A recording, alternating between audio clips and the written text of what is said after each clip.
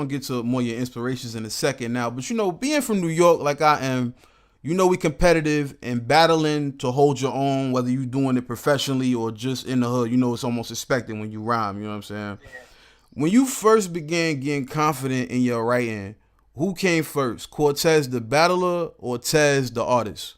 Nah, Tez the artist. Okay, okay. Tez the artist. I used to record. I used to go out to Far Rockaway to my man Shay Boogie crib, Shout out to cut Queens. class, and go record out there. And we didn't start like most people when they start rapping, they rap on freestyles. Right. My man Shay from like seventh, sixth grade, his uncle used to teach him how to make beats. So he used to make beats, even though they weren't the craziest beats. Like my man Shay now, I still rock with him to this day. He's still like my main producer. You feel me? But at the time we was young. Right. He was learning how to make beats, but he understood 16 bars, 8-bar chorus. He understood that structure. I didn't understand that. Mm. So when we used to go to his crib, he used to be like, "Nah, just write a 16. Nah, count your bars. Nah, do an 8-bar hook. Do this." And I used to be like, I was lost. I just knew how to rap. So then, you know what I mean? So it Mm-hmm. was definitely the artist first, and he helped me really structure how to even put it together. You know what I'm saying? The right Right. way, how to flow, cadence, speaking, when to be fast, when to be slow, when to be sarcastic, when to be loud, when to be cool, like all that shit. You know Right. what I'm saying? Right. So how shortly after that did you start battling then? Yo, to be honest with you, of course, my era, late 90s, early 2000s, dudes was battling all the time on the corners and ciphers and all that. But, to me, that was still just a part of the journey of being an artist. You know what I Mm-hmm. mean? It really started when one night I was at the Pyramid in New York City.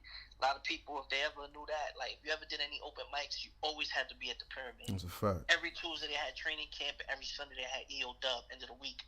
So I used to go to training camp, and there was this DVD out called What's Really Hood. And Mm-hmm. it's a cipher at the very beginning of dudes outside after the show, and I'm in the cipher.